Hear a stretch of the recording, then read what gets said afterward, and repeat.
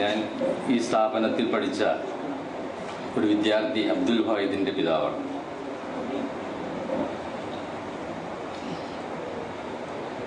സന്തോഷം കൊണ്ട് എങ്ങനെ നന്ദി പറയണമെന്ന് എനിക്കറിഞ്ഞുകൂടാ.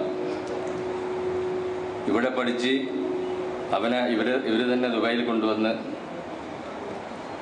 അവരെ റൂമിൽ തന്നെ താമസിപ്പിച്ചു. ഞാൻ അവനെ കാണാൻ ചെന്നപ്പോൾ മുത്തുസാഹിബ് അവിടെ ഉണ്ടായിരുന്നു. അദ്ദേഹം പറഞ്ഞു ഒരു വാക്യം ഓർക്കുകയാണ്, വാഹിദെ, 1-2 വർഷം ഏതെങ്കിലും സ്ഥാപനത്തിൽ ജോലി ചെയ്ത് അതിന് ശേഷം നീ ഒരു സ്ഥാപനത്തിൻ്റെ ഉടമയാണ്. അൽഹംദുലില്ലാ, ഇന്ന് ദുബായിൽ അസ്റ്റോറിയ ഹോട്ടലിൻ്റെ അടുത്ത് സിറ്റി പ്ലാസ് എന്ന ഒരു സ്ഥാപനം നടത്തുന്നുണ്ട്. അവന് ദുബായിൽ അറിയപ്പെടുന്ന ഒരു ടെക്നീഷ്യൻ എന്ന് തന്നെ അവരെ 2-3 ആളെക്കുറിച്ച് പറയാം. പിന്നെ റാസൽ ഖൈമയിലും 1-2 ഷാപ്പുകൾ ഇന്ന് സ്ഥാപിച്ചു.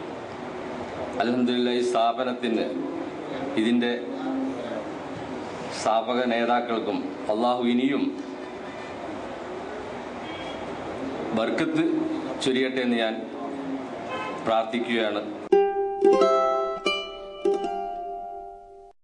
എൻ്റെ മകൻ ഇർഷാദ് അലി എന്ന കുട്ടി മഞ്ചേരിയിൽ ബികോമിന് പഠിച്ചുകൊണ്ടിരിക്കുമ്പോൾ പഠനം പൂർത്തിയാക്കാൻ സാധിക്കുകയില്ല എന്ന് പറഞ്ഞതിൻ്റെ അടിസ്ഥാനത്തിൽ അവന് മറ്റെന്തെങ്കിലും കോഴ്സിൽ ചേർക്കണമെന്ന ഉദ്ദേശിച്ചുകൊണ്ട് അന്വേഷണം നടത്തിയതിൽ നിന്നാണ് കോട്ടക്കൽ ബ്രിഡ്കോയെക്കുറിച്ച് എനിക്കറിയാൻ സാധിച്ചത്.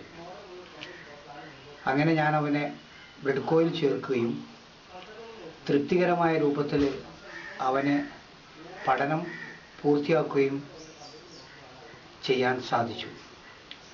പിന്നീട് 1.25 വർഷത്തോളം ബ്രിഡ്കോയുടെ സഹായത്തോടു കൂടി കേരളത്തിൻ്റെ പുറത്തുള്ള സംസ്ഥാനങ്ങളിൽ അവൻ സ്റ്റൈപ്പൻഡ് വാങ്ങിക്കൊണ്ട് എക്സ്പീരിയൻസ് നേടുകയും 15 മാസത്തിന് ശേഷം വീണ്ടും നാട്ടിൽ തിരിച്ചു വന്ന്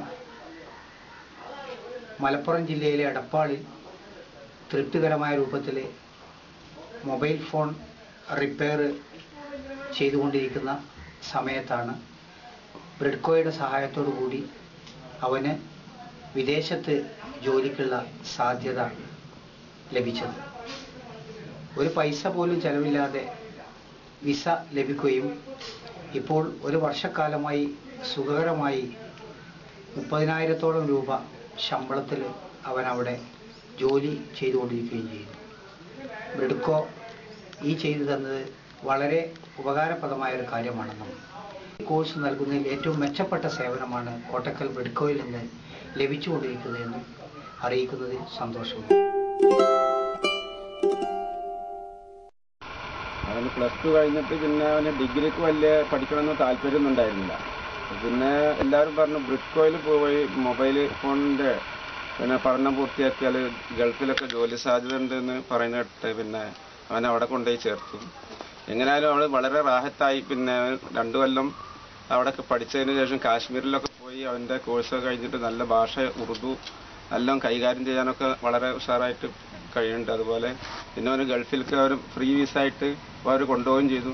ഏതായാലും ഇപ്പോൾ നല്ലൊരു പിന്നെ അന്തരീക്ഷത്തിൽ അവൻ്റെ ജോലിയൊക്കെ വളരെ ഉഷാറായിട്ട് അങ്ങനെയൊക്കെ വളരെ റാഹത്തായി നടക്കുന്നുണ്ട്.